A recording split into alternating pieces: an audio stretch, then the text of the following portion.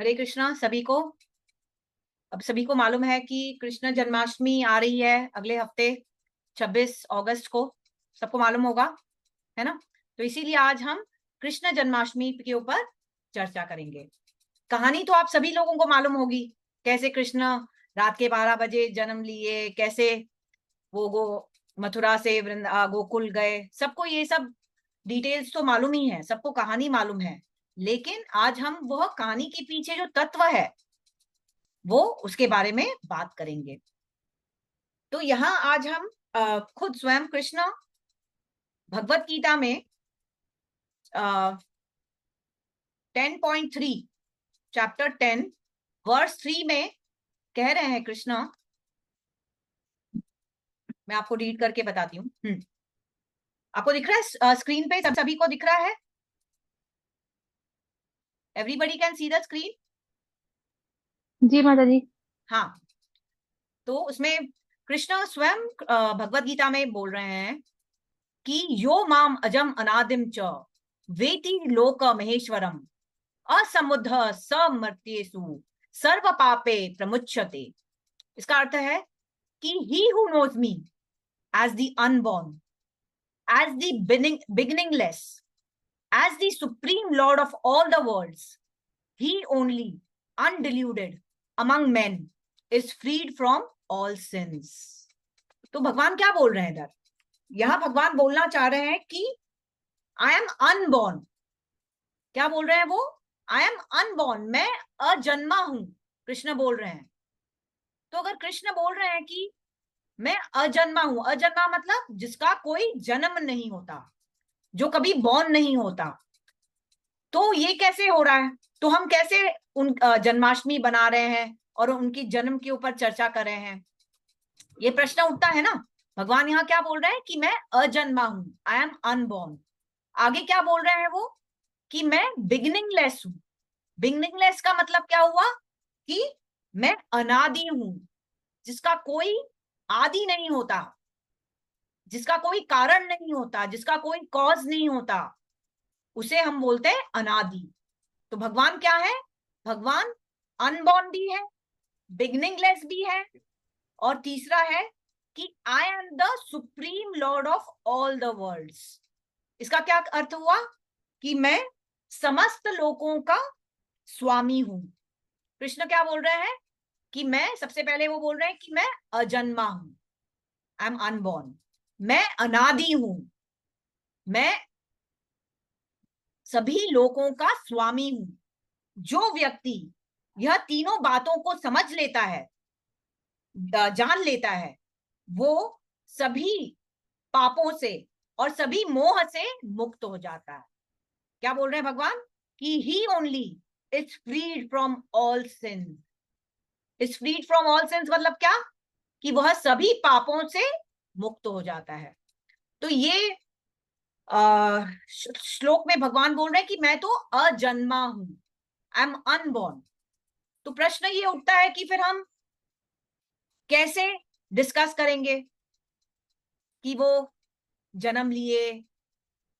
तो ये प्रश्न कैसे, मतलब इसका आंसर क्या हो सकता है? हम तो ये बोलते हैं ना कि कृष्ण देवकी और वसुदेव के पुत्र हैं, है ना। हम बोलते हैं ना, कृष्ण किसके पुत्र माने जाते हैं? देवकी और वसुदेव के पुत्र में प्रकट होते हैं। तो फिर वो अजन्मा कैसे हुए? तो यही बात हमें समझनी है। तो इसी बारे में कृष्ण दूसरे वर्स में भगवत गीता में क्या बोलते हैं वो देखते हैं हम।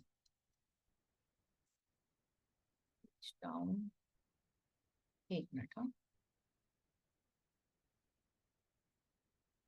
भगवान अभी श्लोक 4.9 में बोल रहे हैं, जन्म कर्म च में दिव्यम एवं यो वेति तत्वतः त्यक्त्वा देहम पुनर्जन्म नैति माम एति सुअर्जुना। क्या बोल रहे हैं भगवान? कि one who knows the transcendental nature of my appearance and activities does not upon leaving this body take birth again but attains my eternal abode, O Arjuna. तो इस श्लोक में भगवान क्या बोल रहे हैं? भगवान बोल रहे हैं कि जो भी मेरे जन्म और मेरे बोल रहे हैं भगवान कि जो व्यक्ति मेरे जन्म और कर्मों की दिव्य प्रकृति को जानता है वह शरीर त्यागने के बाद इस भौतिक संसार में पुनः जन्म नहीं लेता, वह मेरे सनातन धाम में को प्राप्त हो जाता है। तो क्या बोल रहे हैं भगवान कि जो भी मेरे जन्म के बारे में जान जाता है, भगवान कैसे जन्मते हैं, भगवान का जो जन्म होता है वो दिव्य होता है। वो हमारे तरह साधारण जन्म नहीं लेते हैं जैसे हम लेते हैं माता के गर्भ से। भगवान का जन्म दिव्य होता है। आप लोग समझ रहे हैं ये बात? उनका जन्म दिव्य होता है। उनके जो कर्म होते हैं, उनकी जो एक्टिविटीज होते हैं, वो भी साधारण नहीं होते, वो भी दिव्य होते हैं। कुछ लोग समझते हैं कि कृष्ण तो साधारण मनुष्य ही है। वो कृष्ण को जान ही नहीं पाते हैं कि कृष्ण ही परम पुरुषोत्तम भगवान है। वो क्या सोचते हैं कि भगवान तो कृष्ण तो साधारण मनुष्य ही है। लेकिन ये गलत है। हमें सभी को ये बात समझनी है कि कृष्ण का जो जन्म है और उनके सभी कार्य जो हैं वो सभी दिव्य हैं, वो असाधारण है। कृष्ण कोई साधारण मनुष्य नहीं है। जब वो प्रकट होते हैं तो एक साधारण बच्चे के जैसे नहीं प्रकट होते, एक कोई माता के गर्भ से वो जन्म नहीं लेते गर्भ से, वो सीधा प्रकट होते हैं। जब कृष्ण देवकी और वसुदेव के पुत्र बनकर आए थे तब वो देवकी के गर्भ से होते हुए नहीं आए, वो अपने चार भुजा रूप में सीधा प्रकट हुए देवकी और वसुदेव के सामने। और फिर बाद में उन्होंने एक छोटे से शिशु का, बालक का रूप धारण किया। तो हमारे जन्म में और कृष्ण के जन्म में बहुत अंतर है। कौन बताएगा? किसी को मालूम है क्या क्या अंतर है हमारे जन्म में और कृष्ण के जन्म में? क्या क्या अंतर हो सकता है? श्रद्धा माता जी, आप बता सकते हैं? माता जी, आई हैव अ डाउट। हाँ, बोलिए ना। या हरे Krishna.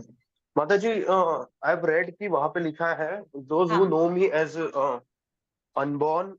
Beginningless and still considered me as supreme leader of the world, something like that. तो मुझे लग रहा है वहां पे ये लिखा है कि आई एम जस्ट आस्किंग कि जो मुझे अनबॉर्न या फिर जो शुरुआत ही नहीं हुआ ऐसा जानता है उसके बाद भी मुझे लीडर मानता है, वो फ्री है सिंह से। हाँ, मतलब ये मतलब जो ये बात समझ सकता है, वो श्लोक में क्या लिखा है कि ये जो तीनों बातों को समझ जाता है कि मैं अजन्मा हूं, मैं अनादि हूं और मैं पूरे सभी लोगों का स्वामी हूं, जो बात ये यस, समझ एग्जैक्टली। जाता है। अच्छा, you want me to start that again? One sec, let me C.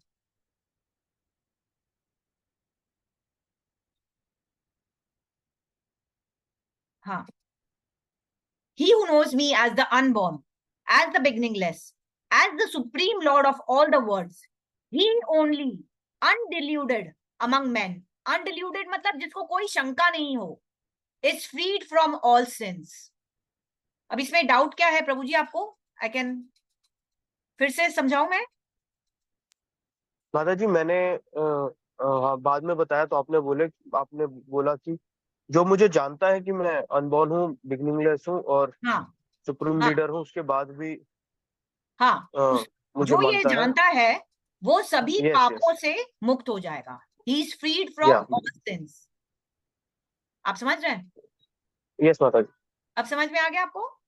Yes हाँ। माता जी। तो मैं बस यही बोलना चाह रही हूँ कि इस श्लोक में तो भगवान बोल रहे हैं अनबॉर्न हूं मैं, और अगले जन्म में भगवान, अगले श्लोक में भगवान बोल रहे हैं कि जन्म कर्म च मे दिव्यम, कि जो भी मेरे जन्म को समझ जाता है कि मेरा जन्म दिव्य है। तो ये मैं आपको समझाने की कोशिश कर रही हूँ कि भगवान का जन्म दिव्य है, उनका हमारे जैसे साधारण जन्म नहीं।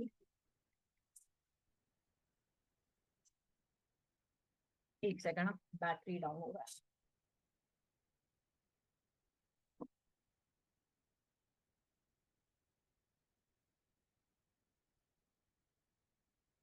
यस। तो मैं आप अभी ये समझाना चाहती हूँ आप लोगों को कि हमारे जन्म में और कृष्ण के जन्म में बहुत अंतर है। भगवान जब आते हैं, भगवान जब अवतरित होते हैं, प्रकट होते हैं, तब वो अपने इच्छा के अनुसार प्रकट होते हैं। उनके ऊपर कोई बंधन नहीं होता कि उन्हें उसी समय आना है या इसी रूप में आना है। जब भगवान अवतरित होते हैं तो वो अपने इच्छा के अनुसार आते हैं, अपने इच्छा से वो रूप लेते हैं, अपने समय के अनुसार आते हैं। उनके ऊपर कोई बंधन नहीं होता, वे स्वराट हैं। वो कोई भी, वो तीनों गुणों से परे हैं, वो किसी के कंट्रोल में नहीं है, वो अपने इच्छा के अनुसार अवतरित होते हैं। लेकिन जो मनुष्य होता है, जो जीव होता है, वो अपने इच्छा के अनुसार जन्म नहीं ले सकता। हमें अपने प्रकृति, ये जो प्रकृति के नियम है, उसके हिसाब से हमें जन्म मिलता है। हम ये चूज नहीं कर सकते कि मुझे मनुष्य का मनुष्य की योनि मिले या जानवर की योनि मिले या वृक्ष की योनि मिले। ऐसा हम चूज नहीं कर सकते। That is not under our control. वो कौन डिसाइड करता है? प्रकृति डिसाइड करती है। हमारे कर्मों के अनुसार, हमारी इच्छाओं के अनुसार हमें वह योनि मिलती है। लेकिन ये रूल कृष्ण को अप्लाई नहीं होता। कृष्ण अपने इच्छा के अनुसार आते हैं। हमें माता के गर्भ में जाना ही पड़ता है, चाहे वो जानवर हो या मनुष्य हो, तो हमें माता के गर्भ में जाना ही पड़ता है। लेकिन कृष्ण कोई भी माता के गर्भ में नहीं जाते हैं, वो सीधा प्रकट होते हैं। हमें ऐसे सिर्फ प्रतीत होता है कि वो देवकी के गर्भ में चले गए या कौशल्या के गर्भ में चले गए या साची माता के गर्भ में चले गए। वो गर्भ में जाते नहीं है, सिर्फ हमें ऐसा प्रतीत होता है। वो भगवान सीधा प्रकट होते हैं।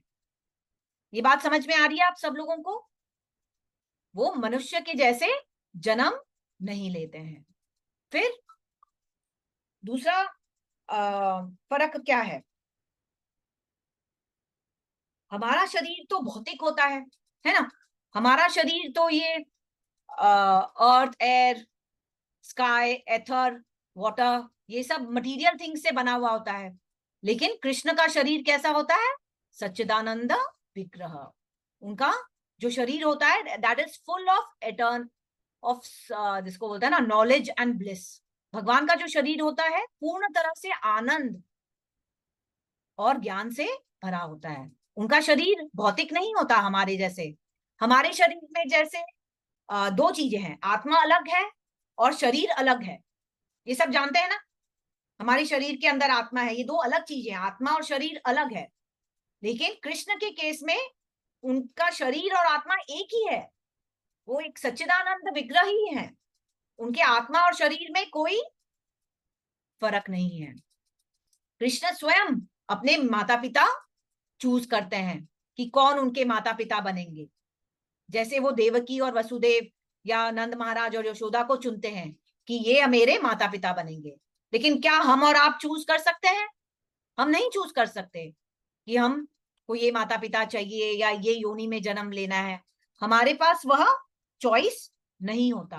वो प्रकृति के नियमों के अनुसार हमें अगला जन्म मिलता है। ये फर्क होता है हमारे जन्म में और कृष्ण के जन्म में। अब हमें ये समझना है कि कृष्ण की जो एक्टिविटीज हैं, उनके जो कर्म हैं, वो भी दिव्य हैं। जन्म तो दिव्य है ही, लेकिन उनकी एक्टिविटीज भी दिव्य है। भगवान इतनी सारी लीलाएं करते हैं।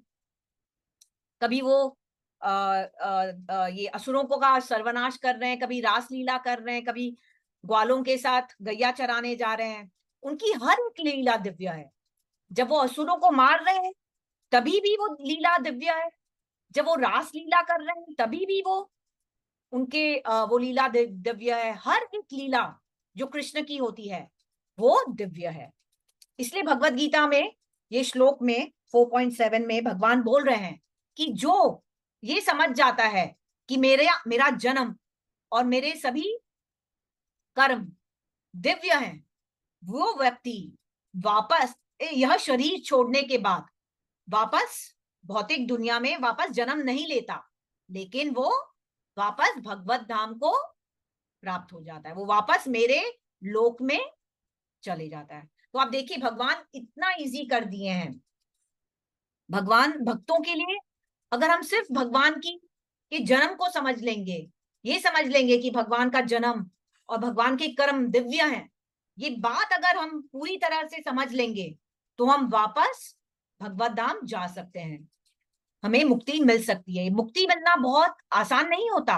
जो अभक्त होते हैं, जैसे निर्विशेषवादी या जो साधु, ये जो योगी होते हैं, उन्हें हजारों साल लग जाते हैं, हजारों जन्म लग जाते हैं और उन्हें बहुत कष्ट होता है केवल मुक्ति पाने के लिए। लेकिन जो भक्त होता है उसे आसानी से मुक्ति मिल जाती है। वह केवल भगवान के जन्म और कर्मों को समझकर, यह समझकर कि वो दिव्य हैं, वो वापस भगवत धाम जा सकता है। किसी को कोई भी डाउट है इसमें? Anybody has any doubts? तो आई विल रिपीट इट।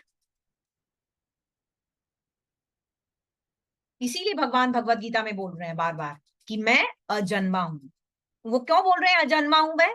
क्योंकि उनका हमारे जैसे नॉर्मल बर्थ नहीं है। He is the cause of all causes. हम बोलते हैं ना, सबसे पहले कौन हुआ? सबसे पहले कृष्ण ही थे। यह सृष्टि की रचना से पहले भी कृष्ण थे और सृष्टि के खत्म होने के बाद भी कृष्ण ही थे। तो वे अनादि हैं। He is the origin of all origins. He is the cause of all causes. But he does not have any cause. अब बोलते हैं ना, पहले सबसे पहले कौन आया? सबसे पहले कृष्ण आए और उन्होंने ही आकर सभी देवताओं को बनाया, ये सृष्टि को बनाया, सभी जीवों को बनाया यहाँ इस भौतिक जीवन में, भौतिक दुनिया में। तो वही होंगे ना, जब उन्होंने ही सब कुछ बनाया है तब वही सभी लोगों के स्वामी भी वही होंगे। वो तो नेचुरल है ना, जो बनाएगा। माता जी एक हाँ, बात पूछूं, क्लियर कर दीजिए मुझे। हाँ बोलिए। एकदम शुरू में कृष्णा जी थे, तो त्रेता युग में राम जी आए और हाँ, द्वापर युग में कृष्ण जी आए, तो फिर वो आप कौन से उसको क्लैरिफाई करेंगी? नहीं तो कृष्णा तो पहले से वैसे ही थे, तो अलग अलग युग नहीं में हम, अलग अलग अवतार में आते हैं। आप समझ रहे हैं मेरी बात? हाँ तो अब जैसे कृष्णा जी ने अवतार लिया द्वापर युग में, हाँ, अभी मैं भाई ये क्लैरिफी तो करती हूँ आपको, मैं क्लैरिफाई करती हूँ। कृष्ण अनेक रूपों राम में जी आते हैं। कभी नरसिंह रूप में आते हैं, कभी राम रूप में आते हैं, कभी मत्स्य अवतार, कूर्म अवतार, वामन देव। तो Krishna is the original supreme personality of godhead. लेकिन जब कृष्ण स्वयं अवतरित होते हैं तो वो अपने ओरिजिनल हाँ फॉर्म में ही आते हैं। तो जब कृष्ण आते हैं तो वो उनका ओरिजिनल फॉर्म ही होता है, वो अवतार नहीं कहलाता। अच्छा तो आप समझ रहे ओके हैं मेरी ओके, बात? नहीं उनका हाँ ओरिजिनल बताइए। तो फॉर्म कृष्ण है। जब वो देवकी के उनसे गर्भ से हुए थे या जैसे भी हाँ, हुए थे, तो जो 4 हाथ वाले जो उन्होंने अपना हाँ, रूप दिखाया था, तो वो वो उनका रूप तो विस्तार ही है विष्णु ना। जी का। वो विष्णु जी उनका विस्तार ही हुए ना, एक्सपेंशन ही तो हुए ना। देखा जाए तो कृष्ण और वो विष्णु जी में कोई अंतर नहीं है। मतलब थी कि ये तो विष्णु के रूप में खड़े हुए थे वो, हाँ, तो अ, तो कौन सा ओरिजिनल कौन सा हुआ, विष्णु जी हुए ओरिजिनल या? कृष्ण है, ओरिजिनल कृष्ण है। तो वो अलग अलग रूपों में अवतरित होते हैं। तो द्वापर युग में जब अवतरित हुए तो हाँ, तो कृष्ण के रूप में आए द्वापर में। आप समझ रहे हैं? अच्छा और वो त्रेता में वो राम के रूप में अवतरित हुए। अवतार है, राम जी एक अवतार है, नरसिंह भगवान एक अवतार हैं। कृष्ण अवतार नहीं हुए क्योंकि वो स्वयं आ गए। आप समझ रहे हैं मेरी अच्छा, बात? तो जब स्वयं आए तो उन्होंने विष्णु का रूप क्यों धारण किया? फिर वो नॉर्मल बच्चे की तरह जब से आए थे तो वैसे ही क्यों नहीं रहे? क्योंकि वो बताना चाहते थे देवकी और वसुदेव को कि मैं ही भगवान हाँ हूँ। नहीं तो वो बालक के रूप में आते तो मे भी वो देवकी वसुदेव उनको पहचान नहीं पाते ना। तो पहले उन्होंने अपना ओरिजिनल रूप, जिसको बोलते हैं ना, ये विष्णु जी का रूप उन्होंने प्रकट किया, जिससे वसुदेव और देवकी को पूर्णतः से मालूम पड़ गया कि ये भगवान ही आए हैं। ये बात चलो समझ में आई ठीक है, आपको? हाँ ठीक है। और फिर बाद में उन्होंने बालक का रूप धारण किया। सबको ये बात समझ में आई?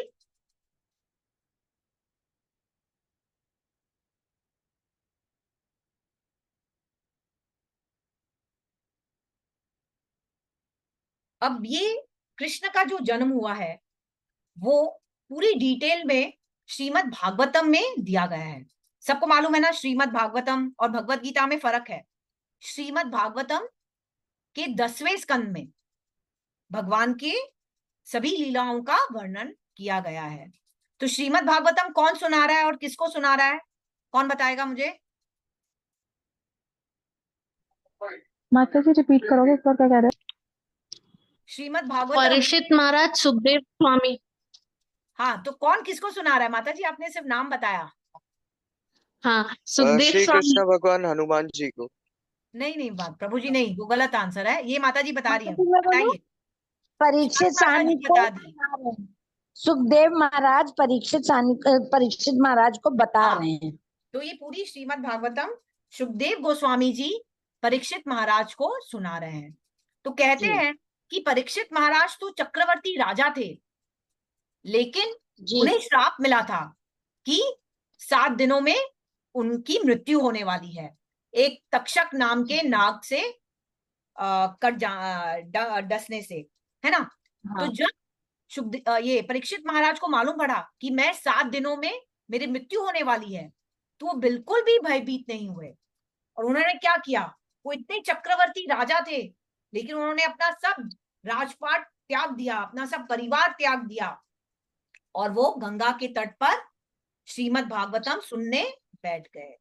वहीं सुखदेव गोस्वामी आए और बोलते हैं कि उन्होंने 7 दिनों तक और 7 रात तक लगातार बिना कुछ खाए, बिना कुछ पिए, बिना सोए उन्होंने श्रीमद् भागवतम सुनी सुखदेव गोस्वामी के मुख से। तो आपको प्रश्न उठ सकता है कि भाई ये 7 दिन और 7 रात कॉन्स्टेंटली उन्होंने कैसे वो रहे होंगे बिना कुछ खाए पिए सोए। हम तो 1 घंटे के लेक्चर में ही सो जाते हैं, 1 घंटे में की नींद लेक्चर में ही हमें नींद आने लग जाती है, हम बोर हो जाते हैं। नहीं, लेकिन दोपहर वाली में नींद आती है क्योंकि खाना खाया होता है। हाँ, क्योंकि अभी अगर तो हाँ माता जी, लेकिन नहीं, यहाँ जो जो परीक्षित महाराज हैं वो एक शुद्ध भक्त हैं, और सुखदेव गोस्वामी भी एक परमहंस हैं। तो वो एक सुखदेव गोस्वामी के मुख से कृष्ण कथा का अमृत पी रहे थे। क्या कर रहे थे वो? सुखदेव गोस्वामी के मुख से जो कृष्ण कथा का अमृत बह रहा था वो परीक्षित महाराज पी रहे थे। इसीलिए उन्हें ना भूख लगी, ना प्यास लगी और ना नींद आई, सारा नरिशमेंट मिल रहा था। हाँ। परीक्षित महाराज ने सुखदेव जी को भगवत गीता सुनाई, ये कहना चाहते हो? नहीं प्रभु जी, आप कंफ्यूज हो रहे हैं। सुखदेव गोस्वामी यहाँ, Sukhdev Goswami is the speaker, okay and Parikshit Maharaj is the listener. Okay okay. और उनकी तो डेथ भी होनी थी ना, परीक्षित महाराज की। परीक्षित इसलिए वो महाराज तो को श्राप मिला था कि 7 दिन में उनकी मृत्यु हो जाएगी, इसीलिए हाँ। उन्हें सब काम काज छोड़कर, राजपाट छोड़कर वो भागवतम सुनने बैठ गए। तो कहते हैं कि कृष्ण कथा सुनने से ही इस कलयुग के सभी कष्टों का आवरण हो सकता है, सभी हम कष्टों से मुक्ति मिल सकती है। यह कृष्ण कथा सुनने से ही। हाँ प्रभु जी बोलिए। माता जी फिर मृत्यु हुई थी उनकी? हाँ हुई ना, हुई ना बात, क्योंकि उनको श्राप मिला था। वो पूरी स्टोरी बहुत अलग है, but I will explain it to you. लेकिन क्योंकि वो भक्त थे, उन्होंने वो श्राप भी एक्सेप्ट कर लिया, ये सोचकर कि ये कृष्ण की कृपा ही है। आप समझ रहे हैं? काउंटर एक्टेड, मतलब वो श्राप को डिफीट कर सकते थे वो, लेकिन वो श्राप को भी उन्होंने क्या समझा कि ये भगवान की कृपा ही है, भगवान की मर्सी ही है, और उन्होंने वो श्राप एक्सेप्ट कर लिया और उन्होंने अपना सब कुछ त्याग कर वो कृष्ण कथा सुनने बैठ गए। समझ रहे हैं बात? Sorry to interrupt. हाँ, तो ऐसा क्यों बोलते कि श्री कृष्ण भगवान जी अर्जुन को भगवत गीता सुनाते, मतलब श्लोक बताते, Shri Krishna please can you repeat Arjun it. को सुनाते। वो माता भगवत जी, गीता सुनाते हैं, वो भगवत माता गीता जी, है। I will interrupt. ये जो प्रभु जी है, भरत प्रभु जी, he is coming for the first time. Okay, He might not be knowing the difference between Bhagavad Gita and Bhagavatam. No problem. हाँ, ठीक है, वो धीरे धीरे उनको मालूम पड़ जाएगा, कोई बात नहीं है। At least he is asking some questions. I am really happy if you are asking questions, it's no problem. इन्हीं श्लोकों में आगे भी मैं यही बोलने वाली थी कि 3 जनों को फायदा होता है। सुखदेव गोस्वामी स्वयं बोल रहे हैं कि जब भागवतम पढ़ते हैं तब 3 जनों को फायदा होता है। एक जो भागवतम सुना रहा है, एक जो भागवतम सुन रहा है, और तीसरा जो प्रश्न पूछ रहा है। So there is no अच्छा। problem if you ask questions and clarify your doubts. I'm okay with it. Okay? तो 3 जनों को फायदा होगा, सुनने वाले को, लिसनर को, जो सुन रहा है, जो बोल रहा है, और जो प्रश्न पूछ रहा है। प्रश्न पूछना भी उतना ही इंपॉर्टेंट है, क्योंकि फिर सभी के डाउट्स क्लियर हो जाते हैं। आप समझ रहे हैं? माता जी, मैं कुछ बताना चाहती हूँ। आप जो वर्णन कर रही हैं ना कि परीक्षित सानी सुन रहे थे, हाँ, और वो सुखदेव महाराज बता रहे थे, मतलब मैं तो विटनेस हूँ, हमने ये जगह सब विजिट की हुई है। हम हाँ। 11th-12th के बच्चों को एक्सकर्शन ट्रिप पे, स्टडी टूर पे लेके गए थे। हाँ। हमारे हरिद्वार से ये 40 किलोमीटर दूर है ये जगह, और वहां पे भी है जिसको वहां पे गाइड बताते हैं, क्योंकि उसकी बहुत सारी ब्रांचेस हैं बरगद पेड़ की। तो इट दैट स्टिल देयर, और गाइड ने बताया वहां पे उनको जगह अभी भी है, तो जगह है। और ये जो आपने जिस आपने डसा था, उसका भी वहां पे वो बना हुआ है स्ट्रक्चर, तक्षक का। हाँ, उसका नाम तक्षक था। तक्षक का बना हुआ है। और ये सारा कुछ मतलब जो है, हम तो I am witness to it कि सब एग्जिस्ट करता है। दिखा है, क्योंकि सिर्फ कहानी मिथ्या नहीं है ये। सब लोग बोलते हैं ना ये माइथोलॉजिकल है, माइथोलॉजिकल कुछ नहीं है, ये सब कुछ एक्चुअली हुआ है। प्लेटफॉर्म से खड़े होकर गाइड ने दिखाया था कुरुक्षेत्र की वहां पे लड़ाई हुई थी, वो जगह भी हम देख चुके हैं कि वो उस स्थान पे लड़ाइयां हुई थी। तो ये फिक्शन नहीं है, ये रियलिटी है। वही, इसीलिए तो हम कर रहे हैं कृष्ण कथा, है ना? हाँ मैम, हाँ बोलिए। currently we are discussing on Bhagavatam, right? Yes yes yes, because Krishna कथा, कृष्ण का जन्म भागवतम में दिया गया है, कृष्ण जन्म का वर्णन भागवतम में दिया गया है, इसीलिए हम भागवतम कर रहे हैं। एक्चुअली मेरे को लगा कि है ना, वो जो जिसने मेरे को कांटेक्ट किया था ना, तो उसने बोला था कि भगवत गीता भी होती है प्रभु जी। अगले मंथ या थोड़े 2 सेशंस के बाद Bhagavad Gita verse to verse लेने वाले हैं, लेकिन क्योंकि अभी जन्माष्टमी आ रही है, इसलिए ये स्पेशल लेक्चर है भगवान के जन्म के ऊपर। So it's one and the same प्रभु जी।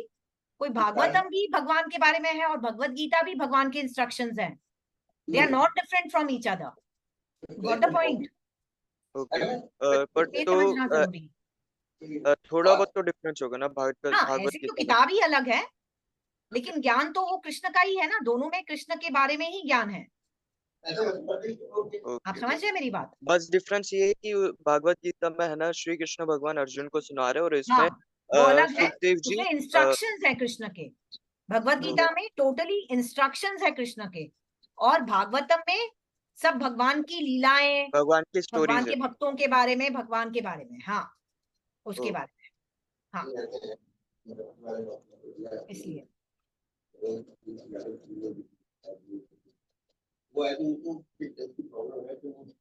तो आप लोग सबको मालूम है, हमने किया था ये, यहाँ परीक्षित महाराज सुन रहे हैं, मतलब श्रवण कर रहे हैं। क्या कर रहे हैं? श्रवण कर रहे हैं। तो नवविधि भक्ति हमने की थी ना, कि परीक्षित नवविधि भक्ति कौन बताएगा?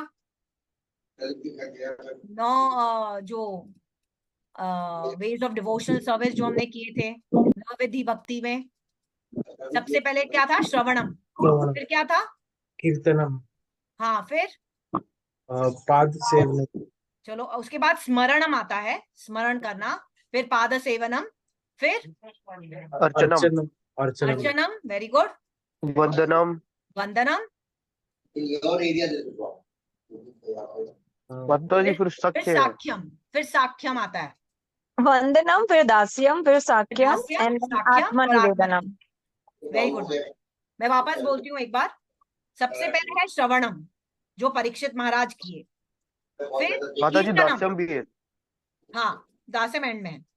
फिर सेकंड है कीर्तनम, जो सुखदेव गोस्वामी कर रहे हैं, है ना।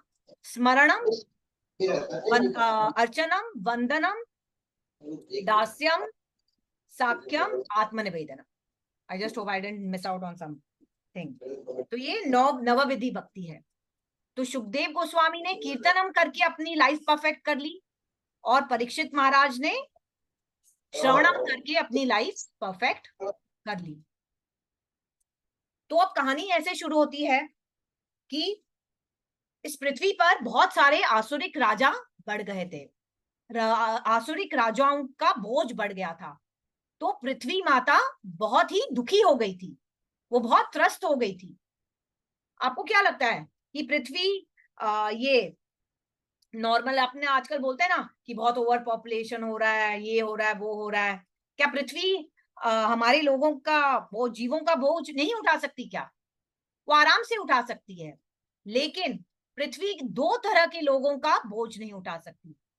वो है, पहला है दोज हु आर अनट्रूथफुल, जो झूठ बोलते हैं, और दूसरा है दोज हु आर अनग्रेटफुल, जो कृतज्ञ है। ऐसे दो तरह के लोगों का बोझ नहीं उठा सकती। आजकल सभी लोग अनग्रेटफुल हो गए हैं। जब तक काम होता है तब तक वो दूसरे लोगों को पूछते हैं, जब तक काम है तब तक मैं आपको पूछ रही हूं, लेकिन जैसे ही काम खत्म हो जाता है वैसे ही वो दूसरे आदमी को भूल जाता है, अनग्रेटफुल हो जाता है। आजकल ये बहुत कॉमन हो गया है। तो शास्त्रों में दिया गया ये है, नेचर ही हो गया माता जी, the sorry, traits of human being. वो ट्रेट हो गया आजकल, बीइंग अनग्रेटफुल फॉर एवरीथिंग। तो शास्त्रों में यही दिया गया है कि पृथ्वी माता ऐसे लोगों का भार उठा नहीं सकती। तो उस समय आसुरिक राजाओं का बोझ बढ़ता जा रहा था, इसीलिए पृथ्वी माता गाय के रूप में ब्रह्मा जी के पास गई। तो ब्रह्मा जी सबसे हेड है, तो उनके पास ही जाएगी ना, कुछ भी तकलीफ होगी तो ब्रह्मा जी ने उनकी बातें सुनी। तो ब्रह्मा जी बोले मैं क्या कर सकता हूं, मैं तो कुछ नहीं कर सकता। तो वो ब्रह्मा जी और सभी बाकी देवता, जैसे शिव है, शिव जी हैं, इंद्र है, बाकी देवता पृथ्वी के साथ वे श्वेत द्वीप गए। श्वेत द्वीप एक लोक है, एक जो ब्रह्मांड है अपना, उस ब्रह्मांड में भगवान विष्णु कहाँ रहते हैं? अपने जो ये जो ब्रह्मांड है, जो भौतिक दुनिया है, तो भगवान विष्णु इस श्वेत द्वीप में रहते हैं। वो श्वेत द्वीप को लोकल वैकुंठ कहते हैं।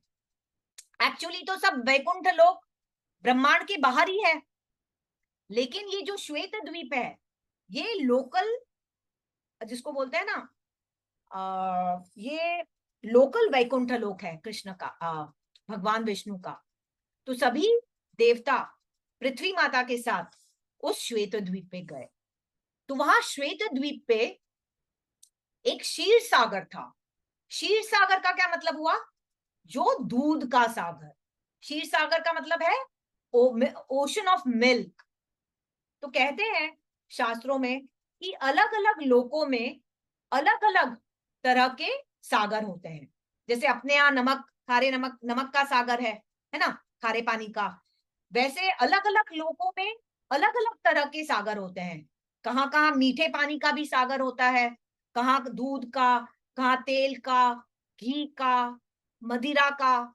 ऐसे अलग अलग लोकों में अलग अलग तरह के सागर पाए जाते हैं। तो यहाँ श्वेत द्वीप में दूध का सागर था, और क्योंकि भगवान विष्णु इस क्षीर सागर में शयन करते हैं, इसीलिए भगवान विष्णु का नाम क्षीरोदक्षाई विष्णु भी है। क्या है भगवान का नाम? जो इस ब्रह्मांड में रहते हैं, इस लोकल वैकुंठ लोक में रहते हैं, उस भगवान विष्णु का नाम है क्षीरोदक्षाई विष्णु। तो सभी पहुंच गए उधर, और सभी देवता ब्रह्मा जी के साथ प्रार्थना करने लग गए, कृष्ण की स्तुति करने लग गए, बोलते हैं पुरुष सुक्त प्रार्थना करने लग गए।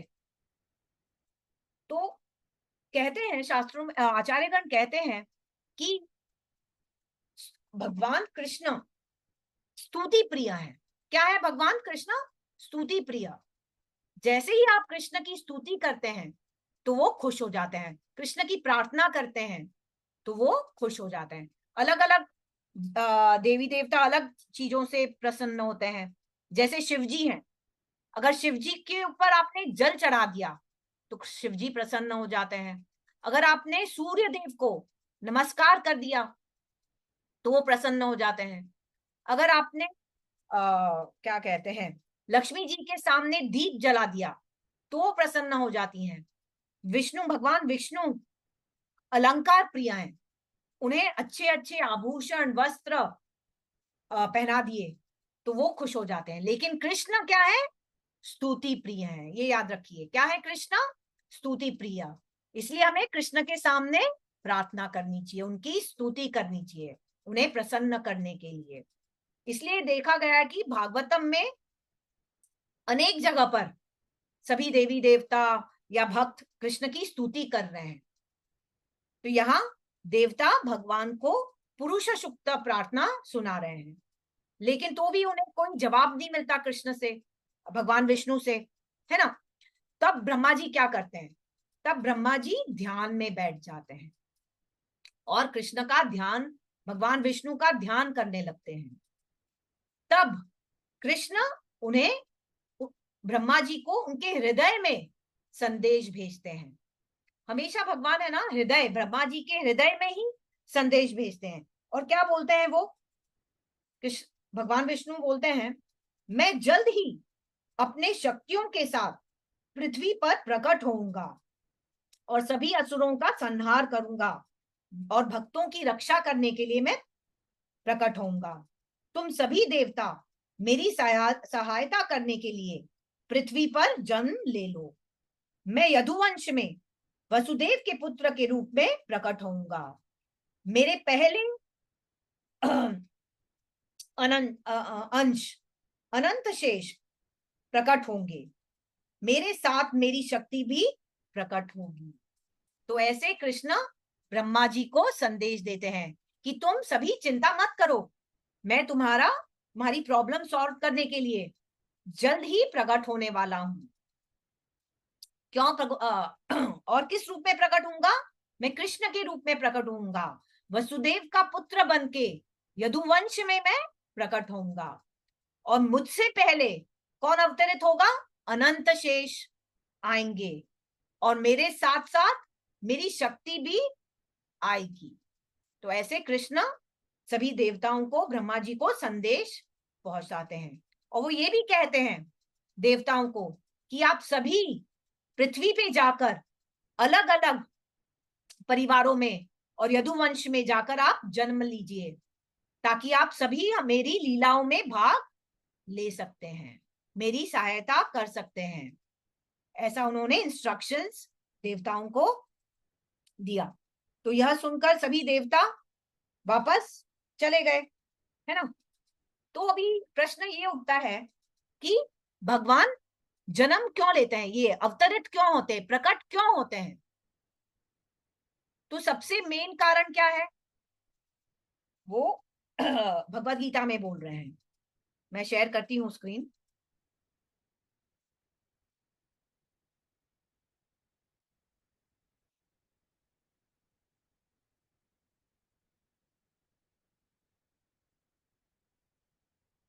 तो भगवद गीता में बोल रहे हैं भगवान, चैप्टर 4.7 में, यदा यदा ही धर्मस्य ग्लानिर्भवति भारत अभ्युत्थानम अधर्मस्य तदात्मानं सृजाम्यहम्।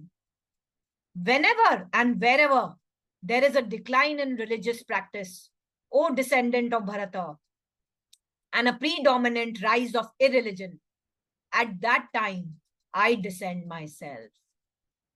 तो भगवान क्या बोल रहे हैं? भगवान बोल रहे हैं कि जब भी और जहां भी धर्म का पतन होता है और अधर्म बढ़ जाता है, तब तब मैं अवतरित होता हूं। तो पहला कारण है भगवान का अवतरित होने का है कि उन्हें धर्म की स्थापना करनी होती है और अधर्म का नाश करना होता है। तो धर्म का मतलब क्या होता है? आजकल धर्म का क्या मतलब होता है? जिसे जो अच्छा लग रहा है वो कर रहा है, वो सही मान रहा है। लेकिन यही नहीं होता। धर्म का मतलब है धर्म के नियम वेदों में दिए गए हैं। जो धर्म के नियम होते हैं ना, वो वेदों में दिए गए हैं। और यदि इन नियमों का हम पालन नहीं करेंगे तो मनुष्य अधार्मिक हो जाता है। ये वेदों में जो नियम दिए गए हैं भगवान ने, उनका पालन करना बहुत जरूरी है, नहीं तो हम अधार्मिक हो जाएंगे। तो ये वेद किसने बनाए हैं, कौन बताएगा? ये वेदों में जो नियम लिखे हुए हैं, ये किसने बनाए हैं, किसने दिए हैं?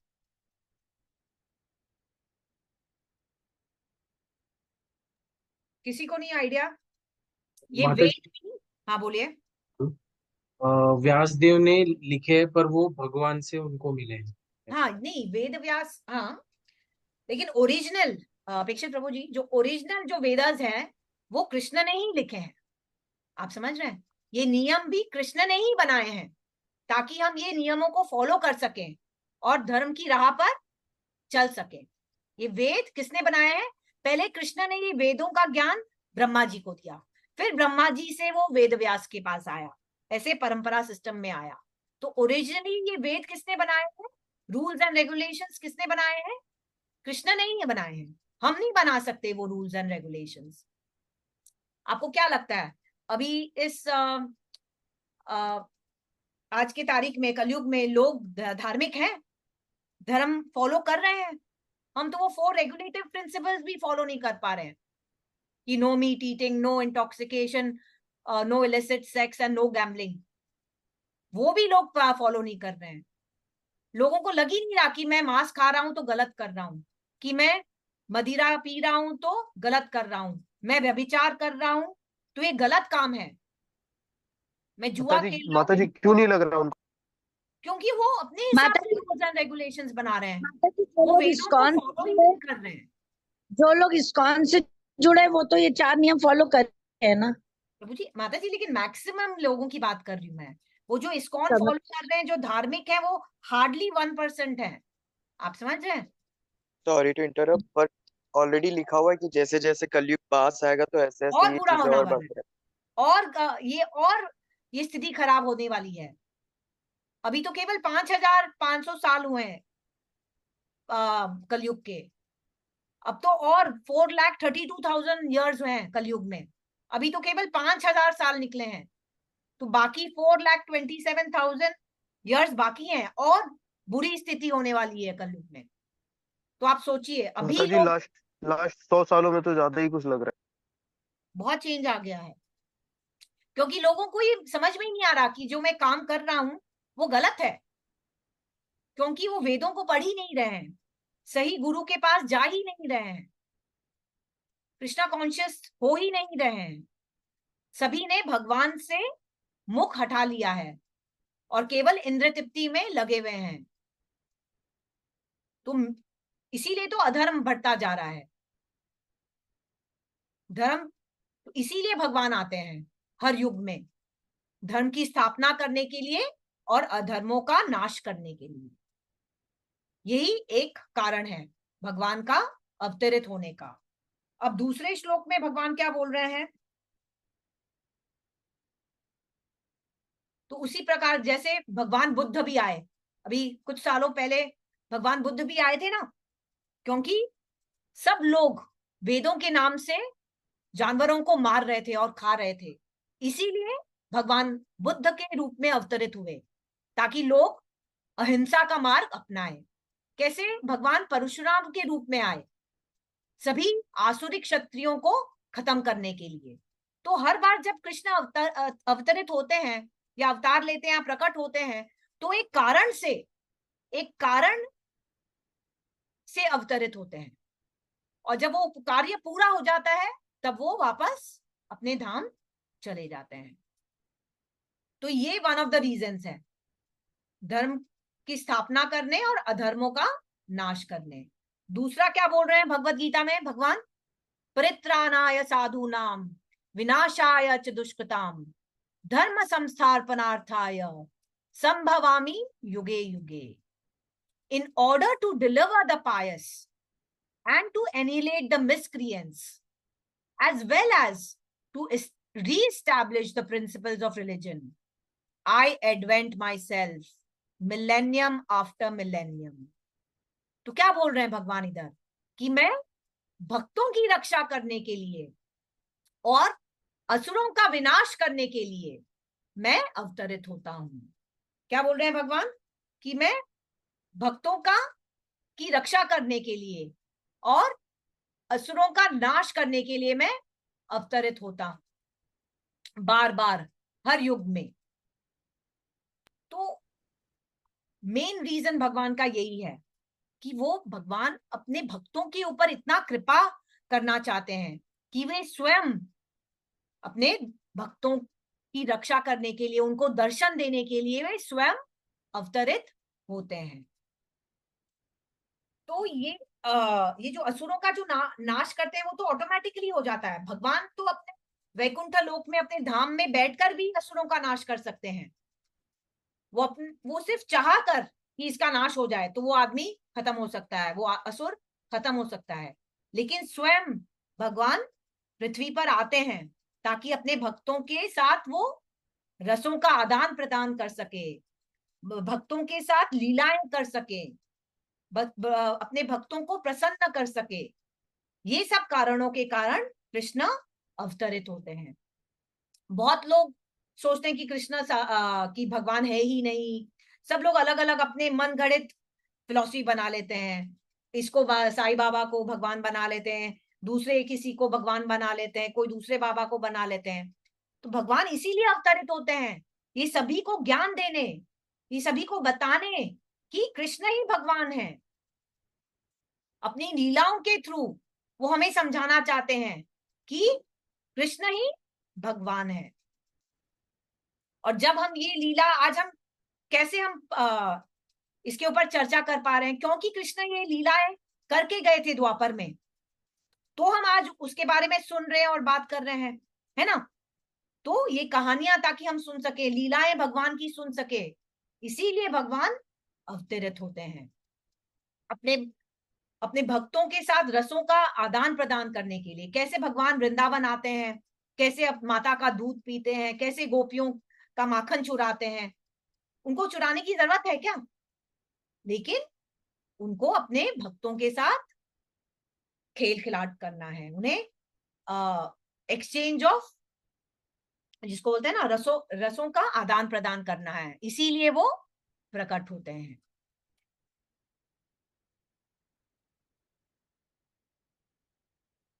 फिर अब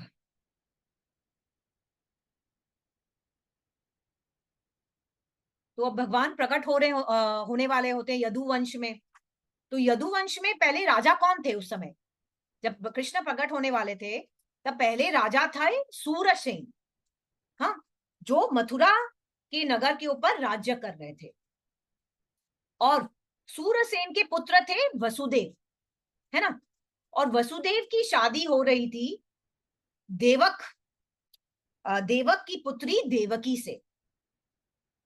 ये समझ में आई आपको बात? कौन थे वसुदेव?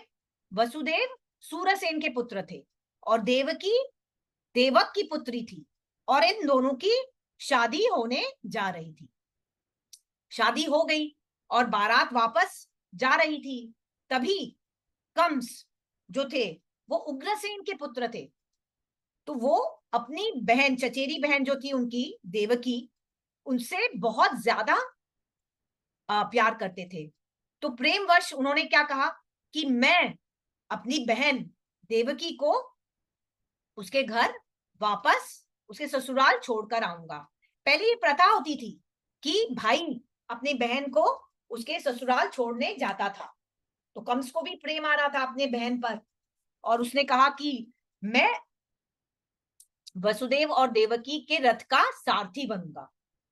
तो वो बैठ गया रथ पर और सब ढोल नगाड़े बज रहे थे, सब एकदम शादी का माहौल था एकदम। तब आकाशवाणी हुई। तब क्या हुई? आकाशवाणी हुई।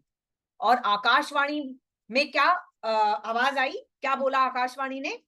कि हे मूर्ख, वो कंस को बोल रहे थे कि हे मूर्ख, ये जिस बहन को तुम लेकर जा रहे हो, इसी बहन का 8वां गर्भ, तुम्हारे 8वां गर्भ या 8वां संतान तुम्हारा वध करेगा। क्या बोला? आकाशवाणी ने क्या कहा? कि हे मूर्ख कंस, तुम्हारी इसी बहन की 8वीं संतान तुम्हारा वध करेगी। अब जब कंस ने यह बात सुनी तो वो बहुत क्रोधित हो गया। वो तो असुर था।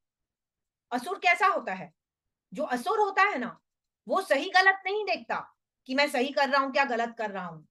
वह वही काम करता है जो उसके फायदे के लिए होता है।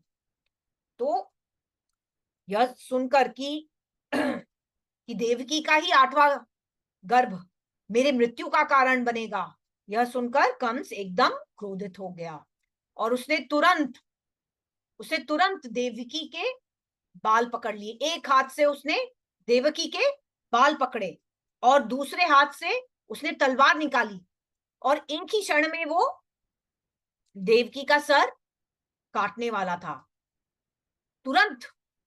तो जो असुर होता है, तो यहाँ ये बात समझने की जरूरत है कि असुर अपने आप को बचाने के लिए, अपने स्वार्थ के लिए वो कुछ भी कर सकता है। उसके लिए कुछ भी सही और गलत नहीं होता है। यहाँ आप देखते हैं 2 मिनट पहले वो अपने बहन के प्रेम के कारण वो सारथी बनने को तैयार था, लेकिन 2 मिनट बाद क्या हुआ? अपने आप को बचाने के लिए वह उसी बहन की हत्या भी करने को तैयार था। ये फर्क होता है असुर में और एक नॉर्मल इंसान में। एक असुर किसी भी हद तक गलत काम कर सकता है, वह यह नहीं देखता कि क्या धर्म है और क्या अधर्म है।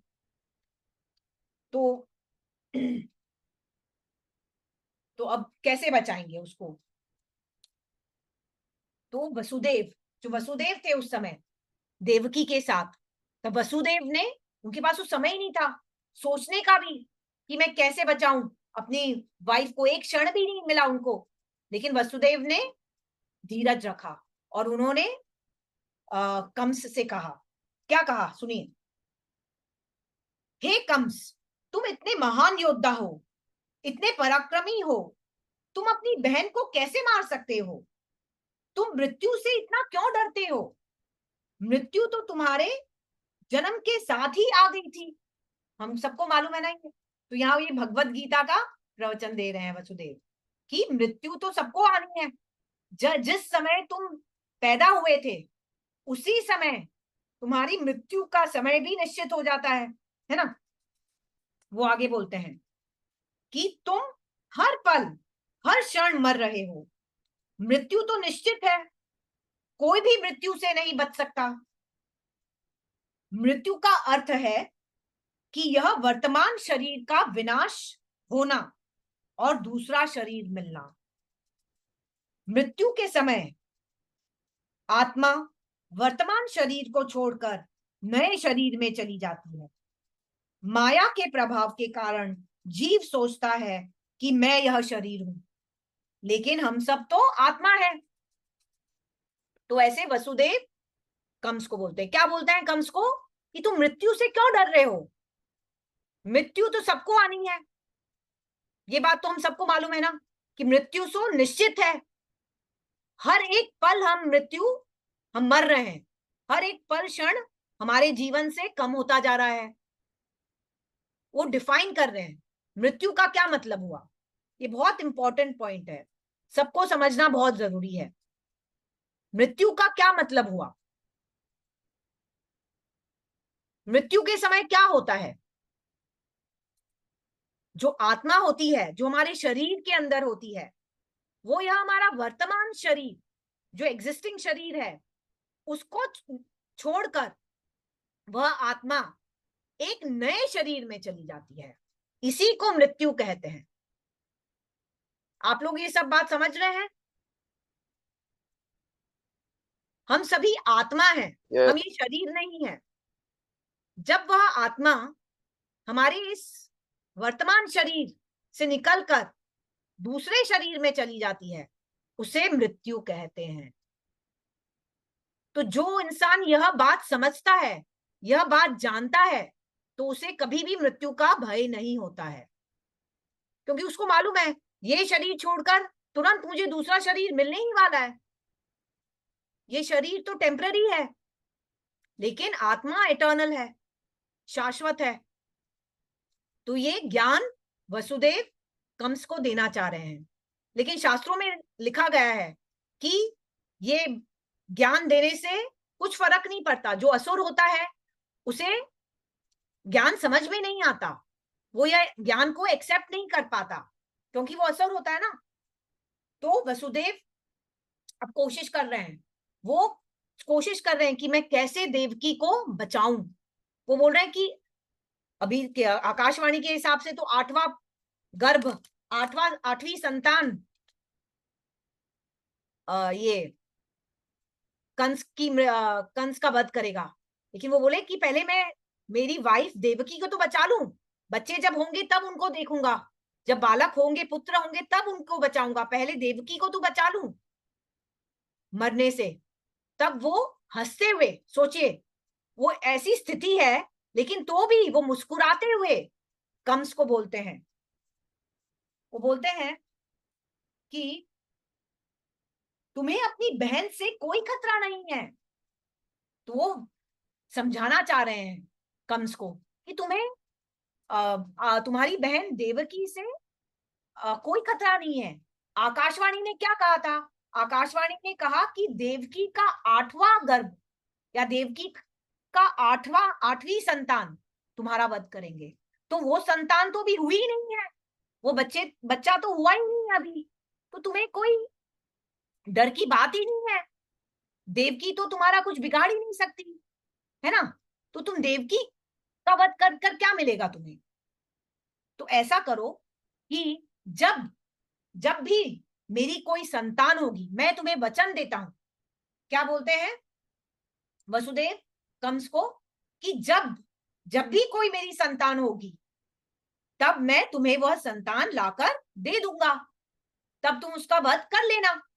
अब देवकी का वध करने से तुम्हें क्या मिलेगा? तो कंस जब ये बात सुनता है वसुदेव की, तो वो उसे समझ में आ जाती है ये बात। असली वसुदेव एकदम सत्यवादी थे, वो अपने वचन के पक्के थे, इतना पक्के थे कि असुर भी उनके वचन पर विश्वास करते थे।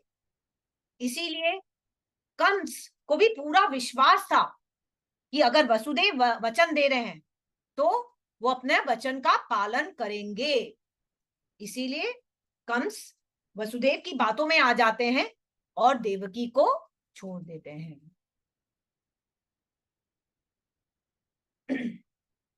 मैं शरीर से जब आत्मा मतलब फ्री होगी तो दूसरी शरीर में जाएगी, तो कहाँ हाँ कहाँ पे तो ऐसा होता है कि कर्मों के हिसाब से आत्मा भटकती रहती है, वो कौन सा सिनेरियो?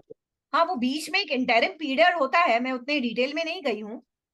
आप समझ रहे हैं, एक इंटरिम पीरियड होता है, लेकिन अल्टीमेटली उसको दूसरा शरीर मिलता ही है कुछ समय बाद। आप समझ रहे हैं प्रभु जी? तो Yes, there is an interim period where the Atma, the soul, may go to hell or heaven or wherever it is designed to go, but finally it has to accept another body. You got the point? फिर आप बोल रहे हो कि एक body मतलब मिलेगी उसको इन फाइनल। हाँ, तो बाद में उसको मिलेगी। श्री कृष्ण भगवान कहते हैं कि अगर आप मेरा भजन करोगे, मेरा नाम लोगे, तो हाँ आपको ये दुनिया में फिर से नहीं आना पड़ेगा, हाँ हाँ आप हाँ, मेरे लोक में आ जाओ। सही बात है। तो वो रूल अप्लाई होता है, जो अभक्त हैं उनको वो बॉडी मिलेगी, लेकिन जो भक्ति कर लेगा पूरी, जो एकदम शुद्ध भक्ति कर लेगा, वो फिर से कृष्ण लोक जाएगा, उसको मृत्यु नहीं होगी फिर। आप समझ रहे हो? वो तो, सीधा भगवत धाम जाएगा। तो, समझ रहे? हम्म।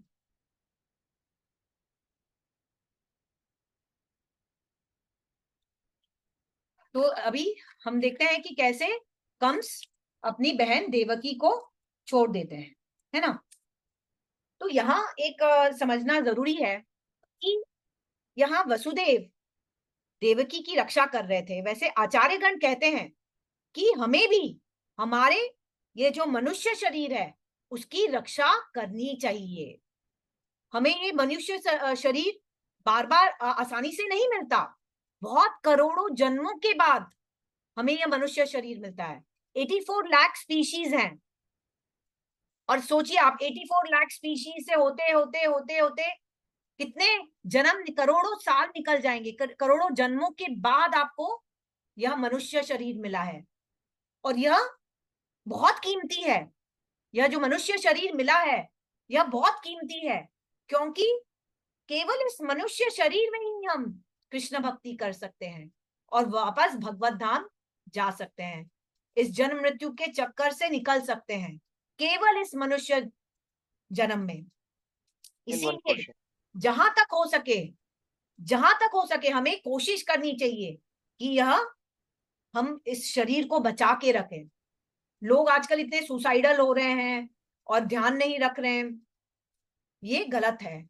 हमें यह शरीर को मेंटेन करके रखना है। ऐसा नहीं है कि भाई हम बीमार पड़े हैं तो भी माला कर रहे हैं या कुछ कर रहे हैं। शरीर की देखभाल भी करनी है हमें। इसका ये नहीं है कि बीमार है तो पड़े हैं, बाकी अपने आप कृष्ण करेंगे, ऐसा नहीं होता। अपने शरीर का को मेंटेन करके रखना है, क्योंकि यह शरीर मेंटेन होगा तब हम भक्ति कर पाएंगे, तब हम जप कर पाएंगे, किताब पढ़ पाएंगे, भगवत गीता भागवतम पढ़ पाएंगे, लेक्चर सुन पाएंगे। तो यह शरीर को मेंटेन करना भी बहुत जरूरी है। आज अगर कोई आपके पास, हमारे पास कोई आएगा और बोलेगा कि आप अपना शरीर मुझे बेच दो, तो हम क्या बेच देंगे उसे? कोई भी, चाहे वो करोड़ों रुपए दे दे, क्या हम दे देंगे हमारा शरीर? कोई नहीं देगा, क्योंकि यह अमूल्य है हमारा शरीर। इसलिए हमें इसका बेस्ट यूज करना है। जरूरी नहीं है अगला जन्म, आज अभी मुझे मनुष्य का जन्म मिला है तो अगला जन्म भी मनुष्य का मिले, जरूरी नहीं है। तो I have to make the most of it in this birth. Krishna भक्ति करके मुझे इसी जन्म में कोशिश करनी चाहिए कि मैं वापस भगवत धाम चले जाऊं। माता जी, नहीं मिलने के ज्यादा चांसेस है। हाँ, ज्यादा चांसेस तो वही है प्रभु जी, आप एकदम सही बोल रहे हैं। ये थोड़ी बहुत भक्ति जो हम कर रहे हैं, आप और मैं कर रहे हैं, उससे नहीं होता। हम बहुत ही माता जी, लो लेवल मैं पर हैं। स्पेसिफिकली आपकी बात नहीं कर रहा था, मैं सभी की बातें कर रहा था। लाइक सभी जो की बात पूरा करो, न्यौछावर नहीं होते। एकदम आप सही बोल रहे हैं प्रभु जी। मैं आई एम नॉट सार्कास्टिकली नहीं बोल रही, मैं सत्य बोल रही हूँ। अब जो मैं भी कर रही हूँ वो भी बहुत एकदम इनिशियल स्टेज की भक्ति है। हम सिर्फ साधक हैं, हम भक्त भी नहीं के कैटेगरी में, हम सिर्फ साधक हैं, हम सिर्फ भक्त बनने की कोशिश कर रहे हैं। लेकिन बस ये है हमारा, तो प्रॉपर भक्त कौन होते हैं? जो पूरा समय भगवान का चिंतन करते हैं। वो पूरा लिखा है, पूरा भगवत गीता में ज्ञान दे रखा है। आपको धीरे धीरे सब कुछ एक ही लेक्चर में सब कुछ मालूम कर नहीं पाएंगे, लेकिन जो कृष्ण भक्ति करते हैं, जो कृष्ण कॉन्शियस में आ जाते हैं, वो शुद्ध भक्त होते हैं। वो पूरा एक विवरण है उसका, पूरा भगवत गीता भागवतम में। आपको धीरे धीरे सब समझ में आ जाएगा, है ना। तो ये मनुष्य जीवन हमें व्यर्थ गवाना नहीं चाहिए। लोग क्या कर रहे हैं आजकल, केवल इंद्र तृप्ति में लगे हुए हैं। एक सुबह थोड़ी बहुत पूजा आरती कर ली, 2 माला कर लिए, उसे भक्ति नहीं बोलते। जो पूरे समय कृष्ण का स्मरण करता रहे, जो चिंतन करता रहे, जो अपना सब कुछ कृष्ण के ऊपर निछावर कर दे, वो भक्त होता है। आप समझ रहे हैं? जो अपने सभी जो अपने गुरु के सभी नियमों का पालन करे। जो गुरु बताते हैं ना, आदेश देते हैं कि 16 माला करो, ये मत खाओ, ये चारों रेगुलेटिव प्रिंसिपल्स फॉलो करो।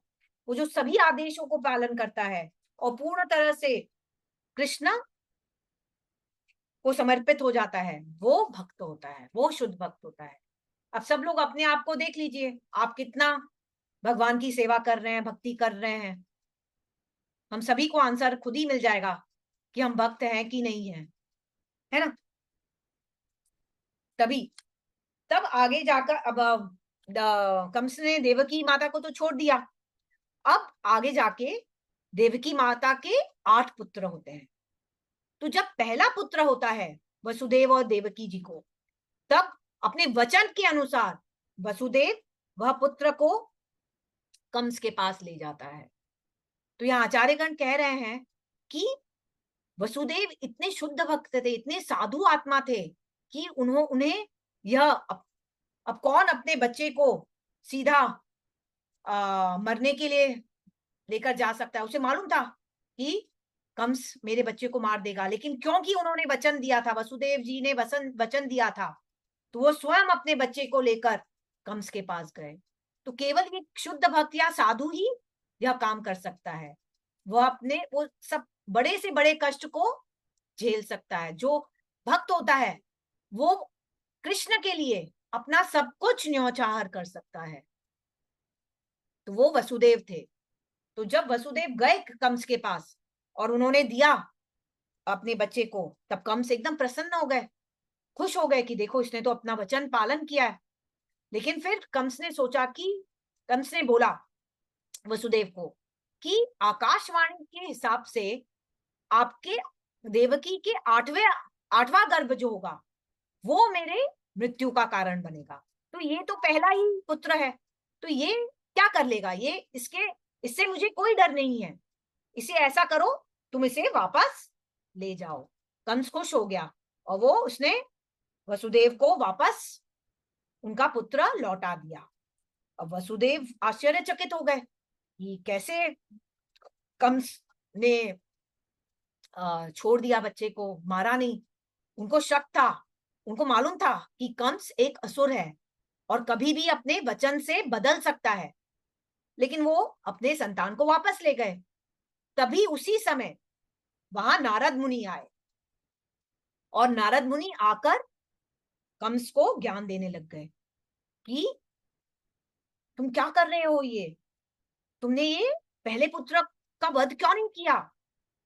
ऐसा कुछ भी हो सकता है, जरूरी नहीं है कि वो आठवां ही हो, आठवां ही संतान तो तुम्हारी मृत्यु का कारण हो। कोई भी बच्चा इनमें से आठवां हो सकता है। जैसे हम बोलते हैं ना, एक फूल होता है, अब फूल की पंखुड़ी में आप बोल सकते हैं कि कौन सा पहला है, कौन सा दूसरा है, कौन सा तीसरा है, नहीं बोल सकते ना। वैसे नारद मुनि समझा रहे हैं कंस को कि कोई भी बच्चा हो सकता है जो तुम्हारा वध कर सकता है। नारद मुनि बोलते हैं कि मैंने सुना है कि सभी देवता भी प्रकट हो रहे हैं, अवतरित हो रहे हैं इधर धरती पे कृष्ण की सहायता करने के लिए, तो तुम्हें यह संतान को छोड़ना नहीं चाहिए। तो आप लोग सोचेंगे कि नारद मुनि तो इतने महान भक्त हैं, तो वो ऐसा क्यों उल्टी पट्टी पढ़ा रहे हैं कंस को। क्योंकि नारद मुनि चाहते थे कि कृष्ण का जल्द से जल्द अवतरित होए, इसीलिए वो कंस को ये उल्टी पट्टी पढ़ा रहे थे। तो कंस भी चौंक गया। कंस बोला पक्का ही, अगर सब देवी देवता प्रकट हो रहे हैं तो कृष्ण भी जल्द ही प्रकट होने वाले हैं। तो उसने तुरंत क्या किया, उसने देवकी और वसुदेव को बंदी बना लिया और उन्हें कारागार में डाल दिया। इतना ही नहीं किया, उसने अपने खुद के पिता उग्रसेन को बंदी बना लिया, और जो वसुदेव के जो पिता थे सूरसेन, उनको